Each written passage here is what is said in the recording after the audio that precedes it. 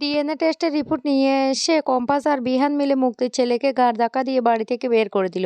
হ্যাঁ বন্ধুরা, এমনটা হতে চলেছে আজকের পর্বে। বিস্তারিত জানতে ভিডিওটিতে লাইক দিয়ে চ্যানেলটিকে সাবস্ক্রাইব করে পুরো ভিডিওটি তোমরা দেখতে থাকো। গল্পের শুরুতে আমরা দেখতে পারবো ঋতুজা বারবার মুক্তি সে কথাটা ভাবতে থাকে।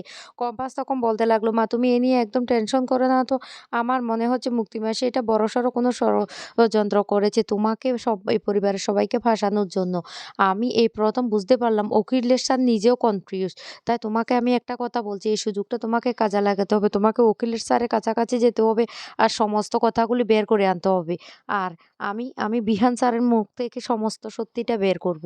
তখনই একথা বললে ঋতু তখন বলতে লাগলো, তুই ঝগড়া করবি না তো? কম্পাস তখন বলতে লাগলো, না মা আমি একদম ঝগড়া করব না। এদিকে মুক্তি তার ছেলে মিলে প্ল্যান করতে থাকে কিভাবে এবারে সম্পত্তিগুলি অর্ধেক অংশ তারা পায়। আর তো ও তখনই ওই ছেলেটা বলতে লাগলো, মা ওরা তো দেখতে পাচ্ছি অনেক বড়লোক।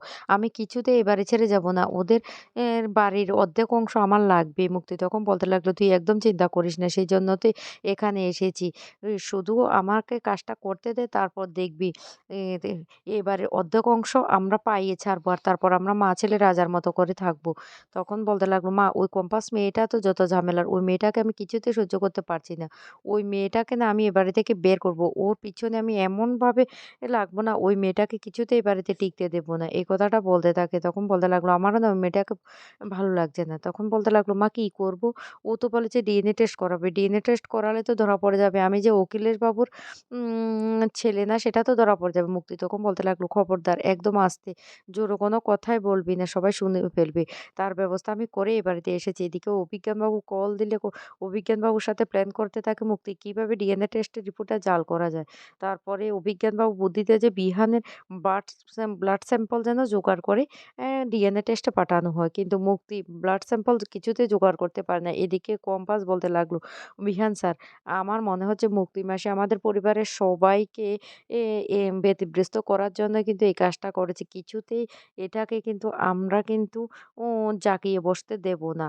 আর আপনার সমস্ত কাজ নষ্ট করার জন্য মুক্তি মাসি প্ল্যান করে এই কাজটা করেছে। বিহান তখন বলতে লাগলো, "কি বলছো কম্পাস?" কম্পাস তখন বলতে লাগলো, "হ্যাঁ, এটাই সত্যি। তবে আমাদেরকে প্রমাণ করতে হবে যে ওই ছেলেটা মুক্তি মাসির ছেলে ঠিক, কিন্তু অখিলেশ বাবুর না। আমার অখিলেশ বাবুকে দেখে সেটাই মনে হয়েছে।" কম্পাসের কথা শুনে বিহান তখন বলতে লাগলো, "তুমি সত্যি বলছো?" কম্পাস তখন বলতে লাগলো, "আমি একদম সত্যি বলছি। আগে আমাদেরকে ডিএনএ টেস্টটা করাতে হবে।" তারপরে বিহান আর কম্পাস মিলে সেই ছেলেটা ডিএনএ টেস্ট করায়। আর রিপোর্টে সেটা নেগেটিভ আসে। তখন সেই রিপোর্টটা নিয়ে এসে বাড়িতে সবার সামনে বলতে লাগলো, মুক্তি মাসি মিথ্যে কথা বলেছে। ওই ছেলেটা উকিলের স্যারের না।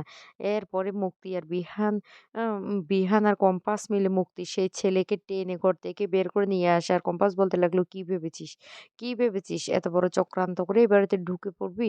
সেটা তো হতে পারে না। তোকে আমি ভালো করে চিনি তুই কি ধরনের ছেলে। বের হ এখান থেকে।" তখনই ওই ছেলেটা কম্পাসের দিকে আঙ্গুল তুলতে গেলে বিহান তখন এসে বলতে লাগলো, "খবরদার! তুই কার দিকে আঙ্গুল তুলছিস? না ভেঙে ফেলে দেবে। এক্ষুনি এ বাড়ি থেকে বেরিয়ে যা।" তো বন্ধুরা কেমন লাগলো?